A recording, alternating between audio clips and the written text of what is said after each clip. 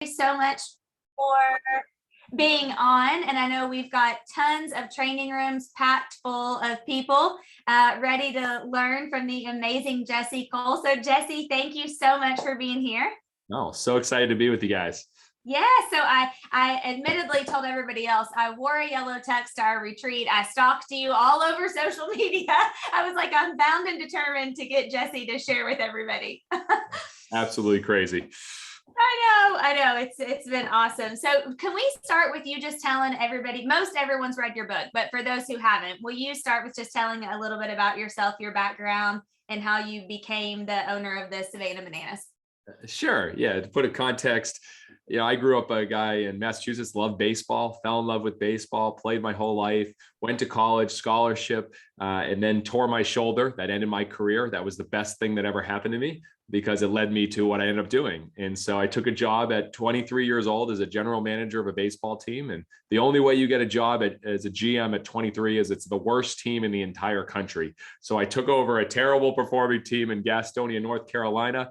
There was only $268 in the bank account, only 200 fans coming to the games, and the team had lost $150,000 the previous year. So that's where it started. And I realized very quickly that we had to change who we were and that we couldn't just be a baseball team. And we had to think about what business we're in, but what business are we really in? And so we started trying crazy things, grandma beauty pageants, flatulence fun nights, salute to underwear nights. We tried it all and we made it all about entertainment. And over 10 years there, I learned a lot and took on a big challenge with my wife and I. We went from zero debt to $1.8 million in debt. And we bought a brand new baseball team and put money in Savannah, Georgia, that had professional baseball for 90 years. And for some reason, they just were failing. No one was coming to the games. And so we came in and the former team cut the phone lines, cut the internet lines, took everything out of the ballpark. It was myself, my wife, Emily, our 24-year-old team president, and 3 22-year-olds straight out of college. What a group. And we showed up that first day and it was a disaster. Everything was taken out of the ballpark. There was nothing. And so we started calling everyone in the community, but we were too afraid to stand out. Even though we knew things that we learned, we were too afraid because we were the new guys in town. And so we marketed like everyone else. We sold like everyone else. We did social media like everyone else. And we sold only 2 tickets in our first 3 months. And it was so bad that on January 15th, 2016, I got the phone call at 4:45 p.m. that we'd overdrafted our account and we were completely out of money. And so it was at that point, Emily turned to me and said, Jesse, we have to sell our house. And we sold our house, emptied our savings account, and we're sleeping on an airbed and down to our last dollar. And we knew at that point we had to burn the boats and go all in. And so we became the first team to ever name ourselves after a fruit. We became the Savannah Bananas and came up with a senior citizen dance team called the Banana Nanas, who are in their 70s and dance to Bruno Mars and Justin Timberlake. We came up with a male cheerleading team called the Mananas, but now they're just referred to as our dad bod cheerleading squad. And we came up with a mascot split. We came up with all these crazy ideas. We made every ticket all inclusive. That includes all your burgers, hot dogs, chicken sandwiches, soda, water, popcorn, dessert, everything for $15. And we hoped our fans would show up. And the first night they showed up, we were in green uniforms because we weren't quite ripe. And we actually made 6 errors, played terribly, but fans waited through a rain delay. They watched the Banana Nanas dance. They watched as we did our banana baby and put a baby in a banana costume and lifted them up. I love that. Yeah, nah, Savannah, nah, the whole crowd. And after that night, they told everyone, and we became obsessed and fanatical about creating fans and a fan experience. And since that point, 6 years ago, we've sold out every single game. We have a wait list for tickets over 12,000. And now we're fortunate we're taking the show all over the road. And my wife and I are sleeping on a real bed. So it's a full circle. Well, I love that so much. I mean, I have like pages of questions and I don't even know where to begin. But well, my first question, this isn't even one I wrote down, but who's the creative one? Is it you? Is it Emily? Like, who is the fun Like, do you come up with all this stuff? I am the crazy one. I am the creative one. Emily is the heart behind our team. She's the one that plans everything for our teammates. But I'm the one, every morning I write down 10 ideas. And so I've come up with over the last 5 years about 12,000 terrible ideas, but there's a few good ones. Wow. And it's okay. So let me start by, let's see. I wrote down several things in the book that I loved, and then I had some questions too. I love that you say fans first, entertain always. Like that was one of my favorite parts of the book. Talk a little bit about that if you don't care to. Sure. Fans first, entertain always it guides us. It's our mission. And it's funny, the name of our company is Fans First Entertainment. Our name of our company used to be Team Cole & Associates, which was like a terrible law firm or like accounting office. I'm like, this is terrible. And then we said, well, what's the name of our company? Like, who do we serve? What do we do? How do we do it differently? And so Fans First, Entertain Always guides everything. Every decision we ask is it fans first? Most companies, they have conversations about how do they drive revenue, how do they drive sales, how do they drive quarterly profits. We only have conversations on how do we create fans and how do we create fans first moments. It's in our blood. It's how we hire. I was told by our fans first director today that we have just hit 1,100 on our wait list to work for us. So that's like interns and full time. And it was crazy. Again, sleeping on an airbed 6 years ago, but it's because we preach fans first, and our biggest fans are our people. It's why we sent Marie to our bucket list trip to Ireland with her dad. It's why we send people to waste management tournament. It's why we do all these. That's what Emily comes up with. So it's everything about fans. Those are the only conversations we have is how do you create fans? And so we map an experience on how to create fans. And we do all the things that people don't do in sports. We have no ticket fees, no convenient fees, no shipping fees on merchandise. We pay the taxes for everyone. We just try to think of everything. If you were a fan, would you like this? And that's how we create our experience. So did you have to, so you're talking to a bunch of real estate business owners. Yes. And so for them, it's going to be their clients. It's the same thing as your fans. What if you internally change the conversation? Right. And I love Keller Williams. I've done a few keynotes with, I love everything you guys stand for. I love who you are. I love how you guys do things uniquely. And of all the realtor groups I've talked to, like there's a huge difference. And obviously you have amazing leadership at the top. That's really, it's an educational first system. I love what you guys do. But yeah, I think language matters. So for instance, on our team, we have no managers because I don't believe anyone likes to be managed. People like to be led. We don't have any training because dogs are trained. People are coached. They're taught. They're educated. Language matters. So I believe customers, clients, they're transactional. They come and go, but fans never leave. Some people in the room might be a fan. I know you guys are some sports teams that are tough, to be a fan of many times, but you keep showing up because they keep showing up and you're a fan for them and you will wear their jerseys and you'll show up. The same thing in which I know you guys and Keller Williams in general, you guys develop fans. Those are the people that go out of their way to talk about you, to go out of their way to share what you're doing. And so, yeah, I would say, what are you guys doing like you're already doing to make every client a fan that will rave about you? That's kind of the mentality. So one of the things we've talked about a ton is just being unforgettable and creating experiences. So the real estate industry is changing a little bit in that our competition isn't the agent over at Remax or Coldwell Banker, or wherever now. Our competition are mortgage companies and Zillow and bigger than what we ever thought before. So we really need to lean in heavy with experience and being unforgettable. So will you talk to us a little bit just about how you create those unforgettable moments for your fans? So the timing's interesting because I just finished our second book, Fans First, and it comes out May 17th.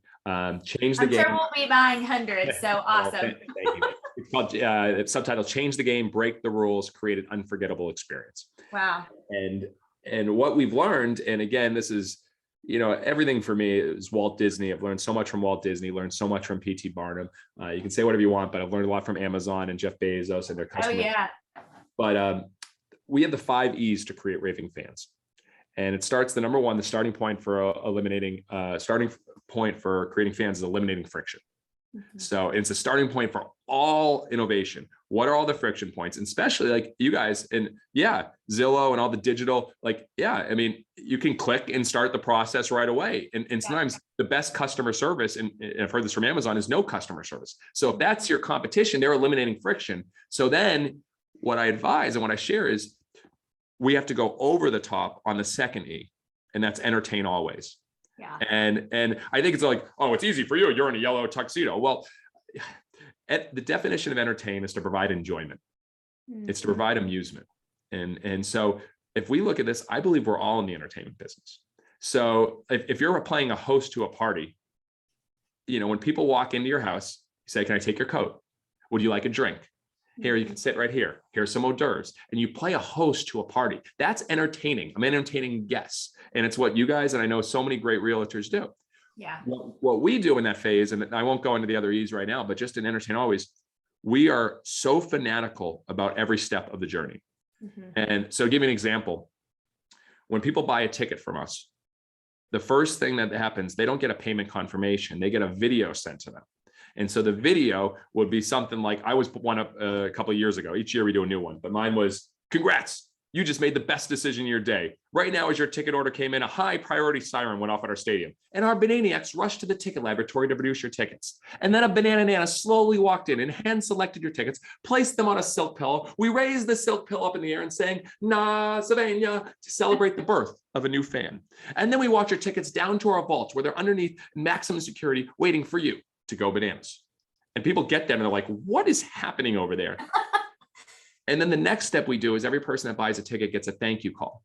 This is completely unscalable. Like, I have no idea. When we sold 20,000 tickets for our world tour last week, we separated and gave Excel sheets to everyone on our team. I was going to say, how do you do that? We're working on it. We have almost 30 full-time people, and we would print out 2 Excel sheets to every single person, and we'd make all the calls. And I would call 2, and if they didn't answer, I would do a video with my phone. Hey, it's Jesse, the owner of Savannah Bananas, and send a video. Completely unscalable. But again, we're not talking about how do you create revenue. We're talking about how do you create fans. Different conversation. So then I'm just going to keep going through it. So right after that, then we send a playlist of music for them to listen to on the way to the game.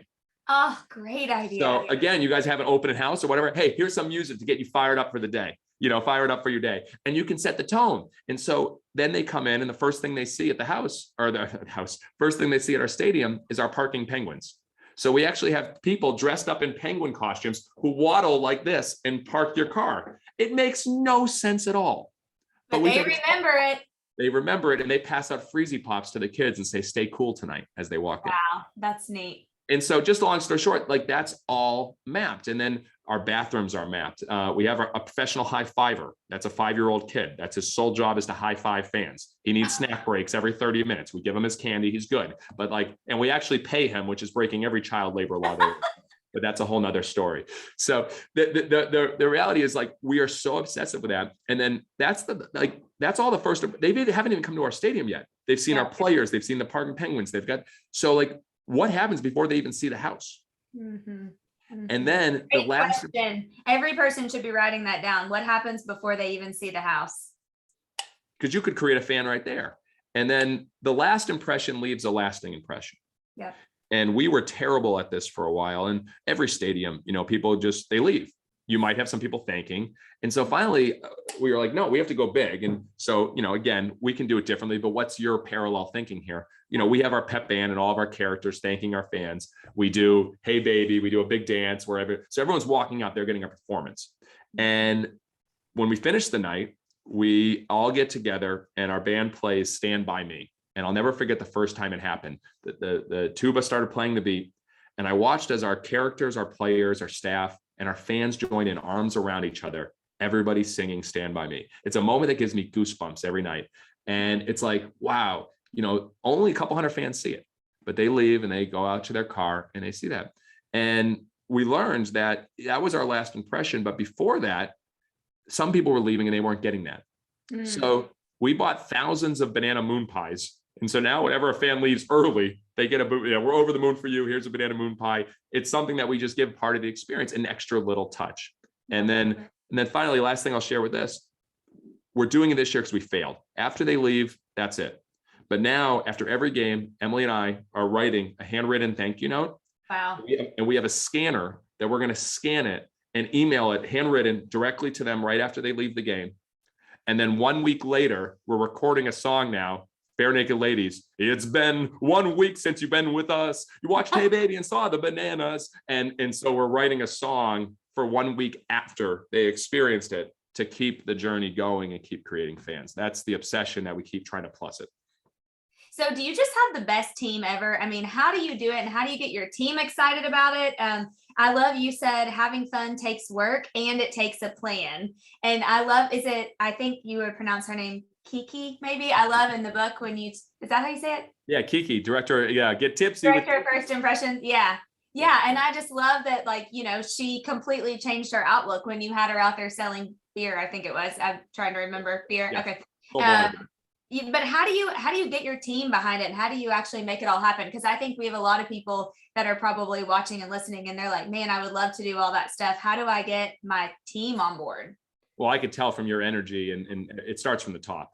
Yeah. So, I mean, you can look at me like, this guy's in a yellow tuxedo. What's wrong with him? And there's lots of answers to that question. There's a lot wrong with me, but I'll tell you, I'll tell you one thing. It gives permission for people to have fun. When I wear this, it gives permission for people to have fun. And I think greatest leaders are repeaters, and they're repeating the same things over and over again. And they're not afraid to do things a little differently. Like, I care so much what people think, but I also could care less what people think. Right. It's that weird balance that I try to, so we try to attract it. It's 3 months to get a job with us. It's a long hiring process. You got to do video cover letters. You got to do future resumes. Wow. In the future, we don't just want you done in the past. How do you want to be a part of it? How do you fit our fans first way? We're very intense on the hiring process. And then we let them all spend a couple of days with us. And we ask them, is it a fit for you? And we ask everyone on our staff, are they a fit for our culture? So it's a real attraction method that we try to do to get these people that, hey, we're looking for fun, we're looking for creativity. And the first day they join the team, what ideas do you have, and what idea can we implement today? And so, like last year when an intern joined us, I said, what do you have? He goes, I love how you do thank you calls, because I was a fan and I got a thank you call, but they're kind of boring. And I go, wow, Austin, they're boring, huh? And he goes, well, you say thank you and go bananas and stuff, but it's not that exciting. I go, well, what do you have in mind? He goes, I thought about this. I go, oh, did you, Austin? He goes, yeah, I thought it could be a rap. What if we did a thank you rap to our fans? I go, a rap? He goes, yeah, like a rap, like a rhyme, and I go, okay, I love it. I go, you'll do one by the end of the day. And he goes, no. I'm like socially awkward. I can't do raps. I can't do raps, Jesse. I go, perfect. You'll be Austin, the awkward bananas rapper. And he's like, what? And so I go, by the end of the day, 4:00, you'll make a thank you rap. And so that was at 10:00. I met with him. The rest of the day, he's writing out these raps. And I walk in the office at 4:00, and I walk right into his office, and I go, Austin, you ready? He goes, I guess. I go, Austin, it's going to be fine. Just do it. And our tickets were sold out at that point. So he's calling someone to thank them for merchandise. So he calls, answers the phone. He goes, hi, this is Austin, the awkward bananas rapper. I'm here to fill your day with fun, joy, and laughter. Thank you so much for your merch. I appreciate the perk. And he gives this rap. And the other guy goes, thanks, man. And he turns to me and he goes, that wasn't that bad. I go, of course it wasn't, Austin. And so for the rest of his time with us, he gave raps. And I think as leaders, we have to encourage people to experiment and not take themselves too seriously. And that's what we try to build in our culture. I love that. That's a great story. And one of the things I found interesting was that you said, don't remember where the stat came from, but 70% of employees is it not engaged? Actively disengaged. Yep. Yeah. And a lot. So then it leads to them feeling stuck. And I feel like who would feel like that if they're working for somebody like you, that they're having fun. You know what I mean? They're not stuck anymore. Yeah. And you have to be real. The stat now is, a millennial's leaving a job every 13 months. The average lifespan or tenure of a person is under 2 years, any age of a job now. And that's what it is. So I think you have to make people feel comfortable. So we haven't, which is crazy. And I kind of think this might be a problem. We haven't let anyone go in 4 years, but we've had pandemic. Did you have turnover during the pandemic? No, I told, just because remember we had to sell our house, empty out our savings account. I told the team as soon as it happened, I said, no one's losing their job. Your pay is not going to change, but right now everyone's job is to entertain our fans, whatever that looks like. And so we changed our job description. But no, it was hard, but we found a way because that's what we've learned to do. But we didn't let anyone go. And so awesome. What we do, and I'm trying to say like this in a way, but we make our people feel comfortable to leave in the sense that we talk to them constantly. And what's crazy is our people now give us 6 months notice.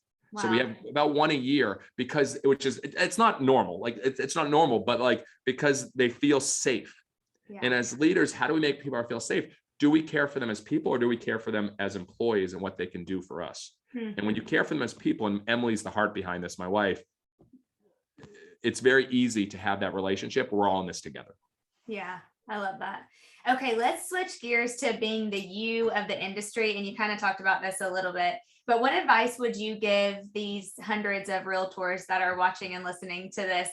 Because in the book you talked about, and actually, wait, I have a part tabbed. One of my favorite parts in the book is, let's see, I don't know what chapter, but page 137, when you use the example of Dabo Sweeney, and he was hired as the head coach of Clemson University football team in 2008. During an early morning meeting, one member of the board of trustees said, "We want to create a football program that's like some of the other great programs in the country." And then he proceeded to name some of those. Sweeney listened to all this and replied, "Sir, I appreciate your vision, but mine is much bigger than that. My vision is to create a program where they want to be like us." And then it goes on to, and then you said, that's the dream right there. If people want to be the you of their industry, you know, you've left an impact. I think that was probably my favorite line in the whole book.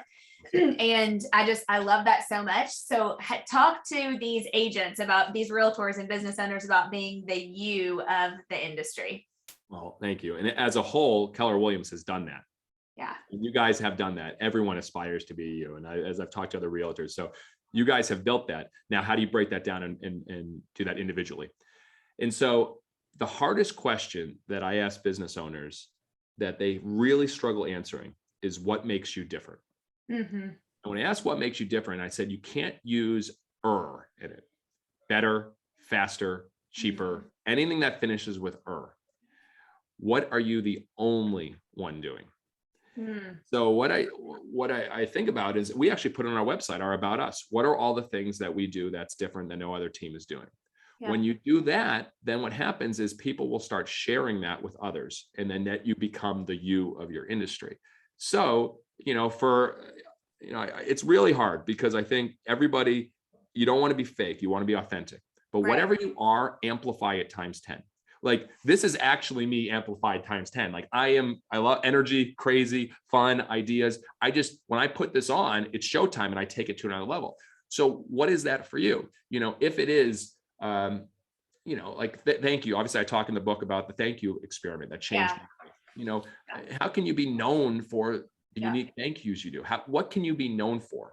And I think that's interesting, because it's so competitive as a realtor, constantly doing so many similar things. If you're a great personality, you got a great step up. If you're very good at what you do, you got a great step up, but you're still competing in a commodity. And so, like, for us, we focus on who we're not for. We're not for baseball traditionalists. We're not trying to be the best baseball team. We're trying to be the most fun baseball team and the most outrageous. And so that dictates everything we do. So what are you the most of? What makes you different? What are you are the most of this. If you start asking better questions, you get better answers. Yeah, I love that. You talked about a little bit about creating fans before you actually deliver the business. And I do want to touch, because I know I have some people listening that are like, this sounds like a lot of money. This sounds very expensive. So will you talk a little bit about creating the fans before you actually deliver the business, and then kind of tie into that? I know obviously you are profitable. So what does that look like? And do you because one of the things, Jesse, you said in the book is, what was it, when you guys had a full opportunity, I think was what you called it. And it's when people had to wait in line for like an hour and a half to get food, because you could have bought more grills, or you could have done something different, but you didn't, because it would have been expensive. And that resonated with me, because so many times, even in our office, we've been like, well, that's really expensive, so let's do something else. And then we're like, oh, well, instead of doing the Crystal Awards, we did something else. And people, you know what I mean? It's like, I feel like we fight that a lot, especially even just individual realtors in general. Yeah, it's a great question. And, we're still scrappy. Yes, we're profitable, but I'm still the guy that couldn't pay myself the first 3 months of my job as a 23-year-old, and the person that was sleeping on an airbed with no pay and eating $30 a week with my wife at Walmart. That's all we had to grocery shop. Yeah. So we still have that mentality. I think money can be a curse. And so we still have that mindset: outthink over outspend. Outthink over outspend. And so what we do is, we look at how do we do it with the least amount of money in a way to still create an impression. So to give you an example, our tickets. When we first got into ticketing, we were told Ticketmaster or ticket return. I did a post on LinkedIn about 2 weeks ago about this. And literally it was, oh, you got to pay $1 fee per every ticket, then a convenient fee. Yeah. You guys know how it is. Then you it was like $100,000. I was like, we don't have that. There's no way. So then we said, well, what if we did tickets ourselves? It was like, can anyone do this? And we find an upstart ticket company. They said it's $3,000 total. You print them yourself, you do it yourself, and you're good. Wow. And so we did that. There were ups and downs, but we figured it out. And then just recently, this past year, we acquired that ticket company, and now we're doing Wow. So again, the mindset was, all right, there's always another way. There's always another door. And the reality is, if you create something really cool, people want to be a part of it. Our Banana Nanas are volunteer. Our Banana Pep Bands started as volunteers. Now we take care of them. Our Mananas were volunteers. If you create something cool, there's interns, there's people that want to be a part of it. And again, you guys have a value. We barter and trade like crazy. I've never paid to have this cleaned. Yeah. We trade some of our services. Like you'll have an opportunity, like they can have tickets to one of our special events or whatever. Like it's different with real estate, but there are things that you guys can offer that can maybe help in trade. So those are things that we ask. There's always another way instead of paying it the same way as everyone else. Yeah, you've created like a FOMO, the fear of missing out, and so they want to be a part of it. And it honestly reminds me, I studied mega churches a lot because they run organizations just like we do. So some of my favorite leaders are pastors of these huge mega churches. And if you think about it, I think it's over 60% of their staff are volunteers. Because they want to be a part of it. That's exactly right. Yeah. And so that doesn't mean like, I mean, we pay our people very well, and like you want your people to get paid very well, but it's just, you don't have to follow the same, traditional rule book as everyone else, playbook as everyone else. Yeah. What about, why do you not survey your fans? Ooh, I love this one. This fires people up. All right. Yes. All right. The original answer is, obviously I was inspired by Henry Ford. If you ask people what they want, they would have said faster horses. Right. I love that quote. Yeah, Steve Jobs completely against surveying. Like George Lucas, Star Wars, he wanted to build something that he wanted to watch. All of that. However, I don't believe. So I've done surveys. This isn't someone. Surveys are such a small group of people that has a bias no matter what. No matter what you ask, it's a small group of people. I believe in watching our fans. No one would have said to us that you guys need to have a 2-hour game where fans catch a foul ball for an out and you can steal first and there's no bunting. Banana ball has been one of the biggest successes we've had, and with 98% of our fans staying till the game. We found this by watching our fans. Every 30 minutes, we use our phones and take a picture and video of our grandstand. Wow. And what we realize is when people get up, when they leave, most importantly, when they leave for the night. And what they were showing us is that the first fans start leaving around 8:30. About 10 to 20% leave at 9, and another 20 to 30% are gone by 9:30. So you have 50% or less that are there at 9:30. Yet baseball games are over 3 hours. No one's saying 2-hour games, but because we were watching, our fans told us what to do. And Steve Jobs says no one knows what they want until they see it. And so, like, for instance, I had to see it. I had to see it and see how our fans respond. So everything we do is, our surveys are experiments with fans. People would have said the Amazon Fire phone was, oh, this is going to be this new technological, amazing phone. They did the experiment and it was a $200 million failure. Yeah. However, they learned in that people don't talk about, that gave them the technology to build Alexa and the Amazon Echo.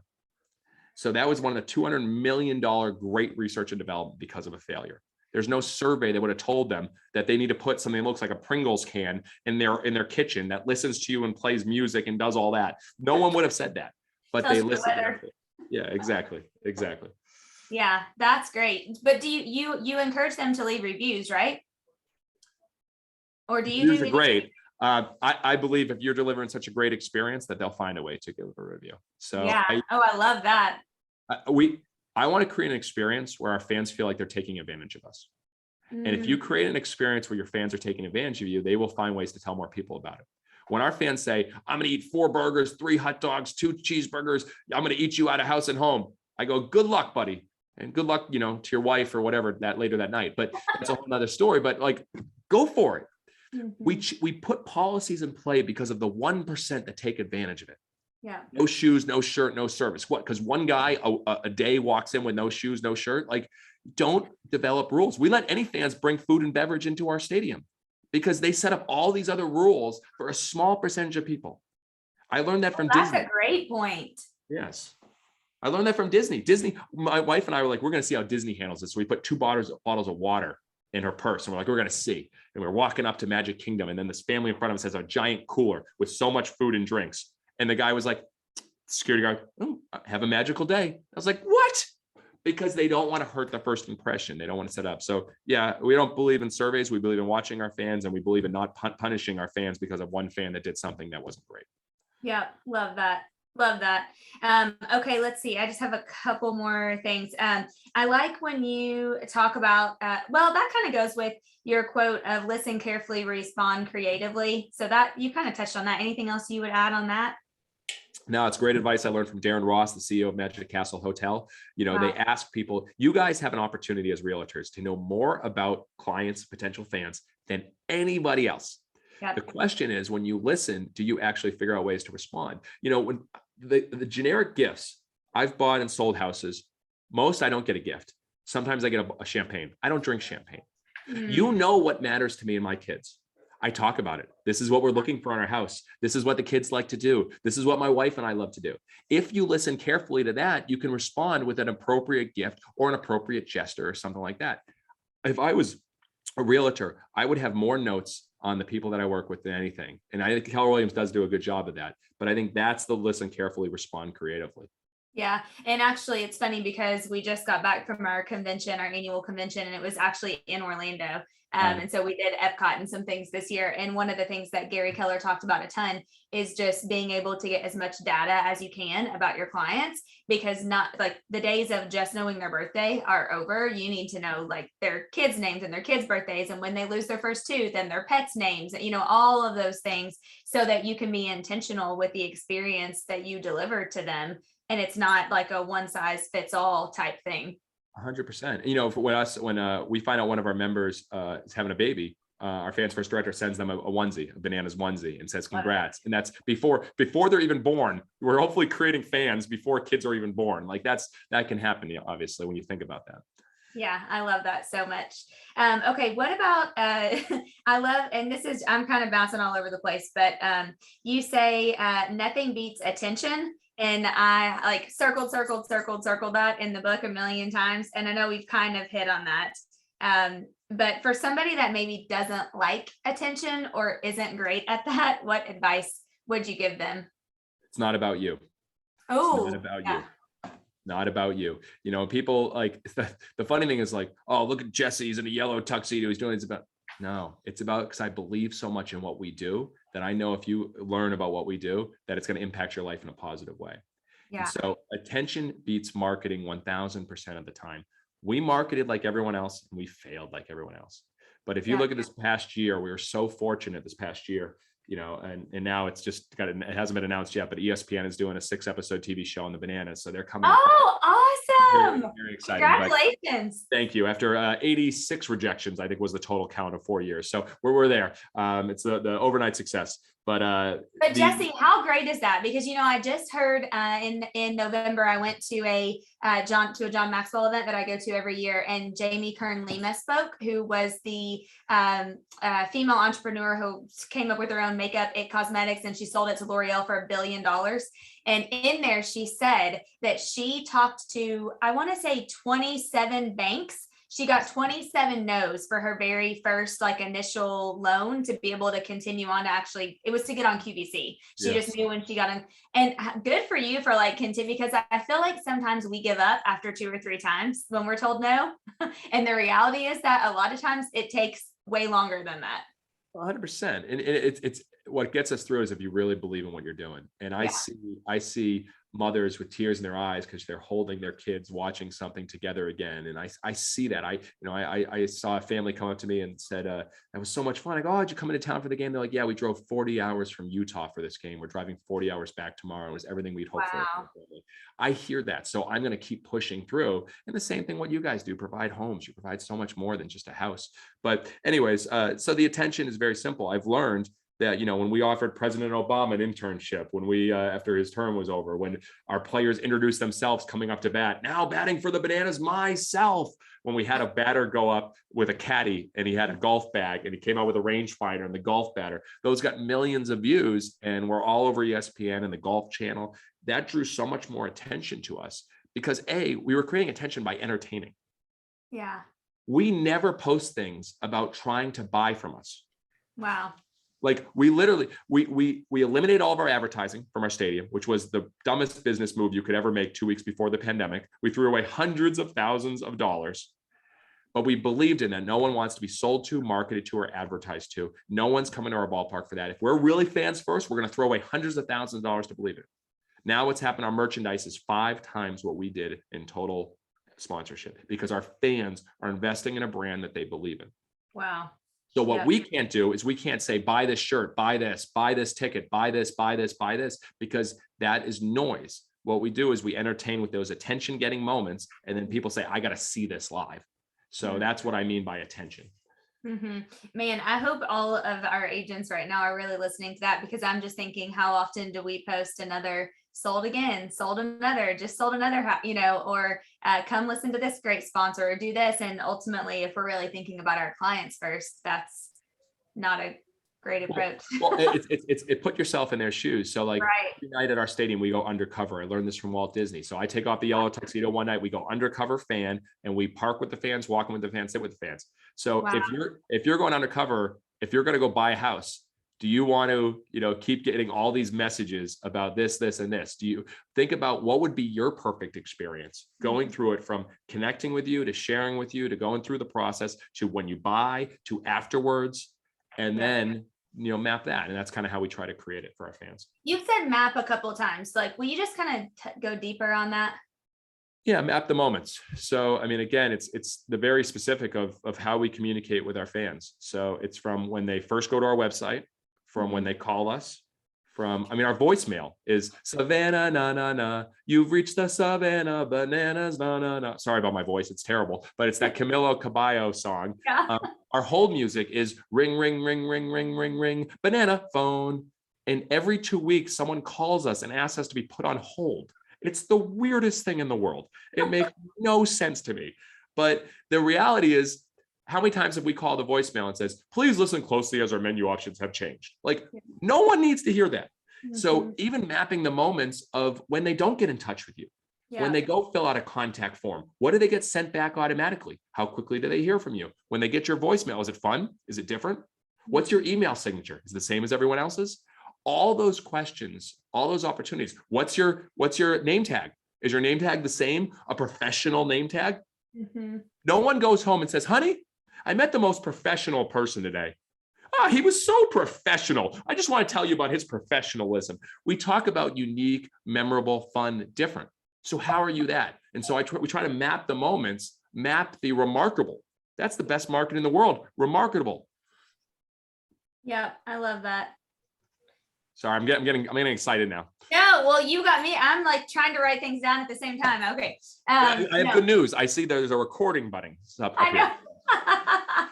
I love it. I know you're just like giving so much great info. Okay, let me just see if I have one or two more, and people are sending me some privately here, so I'm trying to funnel those too. Let's see. You talk a lot about valuing stories over sales. Anything you would touch on with that? And I know you just did a podcast interview that you talked about that too. Yeah, I think it's very easy. If you're talking about sales, you're talking about revenue, you're talking about profits over and over again, that's what becomes something that's the most important. And I don't think, again, at the end of our lives, we're going to talk about how many sales you made, how much revenue you brought in, how much profit, how many cars you had, how many houses you had. So I always start with the end in mind. People talk about stories. Let's talk about stories. And stories create revenue, fans, sales. Totally. So I learned this again from Darren Ross at Magic Castle Hotel. They incentivize stories over sales. The best story this month gets a cruise. So the best story about a customer experience. And so what happens, then you've got your people team trying to deliver amazing moments, which then will create more marketing, more fans, more referrals, all of that. And so that's what we talk about. Every night at the end of our game, we get together and say, what were the fans' first moments tonight? Tell me about the ones that you created or you were a part of. We don't talk about, hey, how much money do we make in merchandise today? Like, who cares? Who cares? It'll come. It's a byproduct of creating great moments for your fans. Yeah, love that. Okay, let's see. You say in here, it's about having fun and doing something different. It's about inspiring others to live better lives than the ones that they've been told to live. And when I read that, Jesse, it completely made me rethink our vision for this year for our organization. And so we've switched, and our word of the year is impact. And everything that we do, we're contributing financially to local charities. Like, we want to make an impact not only with our current agents that we do business with, but with all of their clients too, because we want them to think, man, when I do business with Keller Williams Legacy Group or Keller Williams Consult or whatever it is, I'm making a difference. I'm making an impact. And I felt like just reading that in the book made me completely rethink, because before it's been like, okay, how can we sell more houses, or how can we get more agents to be with us, instead of, hey, wait a minute, like, this is the community that gives so graciously to us. It's why we have a living, because of our community. So we need to turn around and do something different to them. So do you have any examples or just any kind of advice or wisdom you would share with us on just inspiring others to live better lives than what they've been told to live? That's tough. That's tough. I think if you're inspired every day when you wake up and you go to bed inspired every day and you share that, everything takes care of itself from inspired. So I think, I talk about love your customers more than you love your product. Love your people, your team members more than you love your customers, but you got to love yourself above all. And it's tough to talk about that. People are like, what do you mean love yourself? Like, 6 years ago, I was terrible at this. I'd wake up, I'd go right to social media. I'd start caring about other people's things. I never focused on winning the morning, winning the day, and focusing on myself to get myself in a good spot to take care of people. I didn't focus on gratitude. So now, after 6 years of writing thank you letters every day, of finishing every night when I go to bed, my wife and I do our rose buds. So 2 roses, 2 great things that happen during the day, and a bud is one thing we look forward to. So every day, we go to bed every night. And so every day I'm looking, it's, your input affects your output. Yeah. And how you view things is how you do things. And so every day we're looking for, what are our roses today? What did our son Maverick do today? What did Kenna do today? All right, and we look for those wherever we go. And that inspires us to deliver that. So, and if you want to get lifted up, lift others up, Booker T. Washington. And so it's tough for me to say, how do you live inspired lives? I think you focus on, getting yourself in a great spot in the morning and get to bed at night, and then just live and enjoy. And my word for the year is actually enjoy. I do put a lot of pressure on myself to do so much and try to make an impact, like I know many in this room today, but if you enjoy, it spreads. And contagious is a dangerous word over the last 2 years, but I love contagious, of positivity, fun, inspiration. I love spreading the love. It can be a good word too, 100%. I think contagious positive energy, it's unstoppable. You talk about impact, and I think that's a great word. I love impact because impact is tremendously contagious. Yeah. If you make impact, it spreads all over, and that's what's amazing. Yeah, I love that. We found it interesting at our convention, instead of our keynote speaker being somebody telling everybody how to sell another house or how to do, make $1 million more, whatever it is. It was the author, Sean, I'm totally blanking on his last name, but he's happiness. Yeah, he's the happiness. Yeah.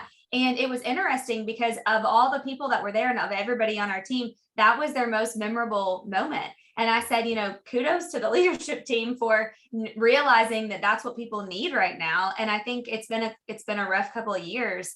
And that's why, honestly, your book was such a breath of fresh air, for me at least, and for so many that I know that we've passed it on to that are reading it, because it gets you thinking a different way, and it's we need that now. I think people have been burnt out and overworked, and it's, they've had health issues and family members and all that stuff. So it's been heavy. 100%. And I applaud you guys. I think the greatest leaders, greatest organizations learn from outside their industry.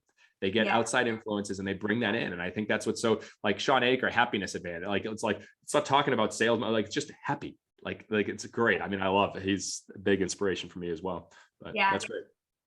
Okay, so last question, and then if you have anything else to share with us, and it would just be, if someone's listening and they're like, man, I don't feel fun or creative, or I can't think of things to do like that, what would you tell them?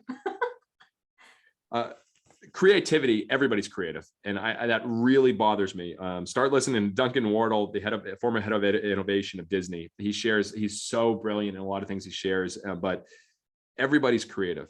The challenge is we stop working our creativity muscle and our idea muscle. And what I believe, again, this is my idea book for 2022. So every morning I wake up and I write down 10 ideas, and it sounds crazy, but I see ideas in everything now. And I believe that's one of the things that is not taught and not focused on enough is ideas. I think often we just get into our emails, we get into our text messages, we get into what has to be done every day, and we don't take time to think. Bill Gates was famous for his think weeks. He would spend one full week, he'd bring a bunch of books, go out to a cabin and just think. You know, Jeff Weiner with LinkedIn, he every day in his calendar, he'd have an hour blocked up just to think. I think that's so important. I spend an hour every day doing ideas. So we're all creative, but not if we don't work our creative muscle, our idea muscle. And it's like, I want to be in good shape this year. Well, are you working out every day? Are you eating well? And if you don't do that, good luck. And the same thing, you're not going to be creative if you're not actually working that muscle. Yeah, that's such great advice, Jesse. John Maxwell's a mentor of mine, and he says he's written hundreds of books, and he says every single morning without fail, it doesn't matter if it's Christmas morning or, a regular Wednesday morning, he wakes up and he has his ritual, but he writes he writes 10 pages or more every single morning. And he said he never misses it. And that's how he's been able to write so many books. And I just think that that's great because you gave me so many ideas today. And I know that you've given so many other people watching ideas. And the fact that every morning you wake up and write new ideas and that your little book is consistent with your brand is great too. Well, you know what, someone else I'll share on that. It's like, I haven't thought too much about this, but find a good addiction for this year. Yeah. So like you were talking about John Maxwell, he does that every morning. Like if I don't go for my run and do my writing and do that, like I feel off for the day. It's like Emily's like, Jesse, I'm protecting Jesse's morning. So I'll get up early, do that before the kids wake up. And so like find a good addiction, something, whether it's writing, whether it's a thank you letter, whether it's something of gratitude, and do it where that if you don't have it, like it drives me nuts when people say, don't talk to me unless I've had my coffee. Like, really? I can't talk to you if I had coffee? Like that's a little overboard, but maybe there's something that's a good addiction. Like, hey, get this, do this, and then you're ready to be your best version for everyone else. I think that's pretty fun. Yeah. Oh, I love that. That might be something great to end on, unless do you have anything pressing that you would love to share that you didn't get to share? No, you guys are the best. I could tell by the energy, and thank you so much for having me a part of this. It's I have a lot of respect and admiration for Keller Williams as a whole, and every Keller Williams group I've been with, it's just, you can feel the difference. And you can feel it, and you guys are doing something truly special. So I'm honored to be with you guys. Well, thank you so much. One of my goals is for our leadership teams to hit their goal this year, and I want us to road trip to one of your games. That's going to be our big thing that we want to do this year. That'd be amazing. Well, I'll tell you this: our tour will be coming up to the states behind you that you're in by 2023. So next spring we'll be coming up and playing a game. Oh, great! Probably 2 or 3 of those states. Yeah, at least 2 of the 3, I would assume. Awesome. Good. Well, we'll be there. 100%. We will be there. Awesome. Thank you, Jesse, so much. I appreciate you taking the time. All right. Thanks, guys. Take care. Awesome. Thank you. Thanks, guys. Hope you got a lot of value out of this. I took tons of notes while trying to ask questions at the same time. So thanks for being here. Have a great rest of your day. See you guys.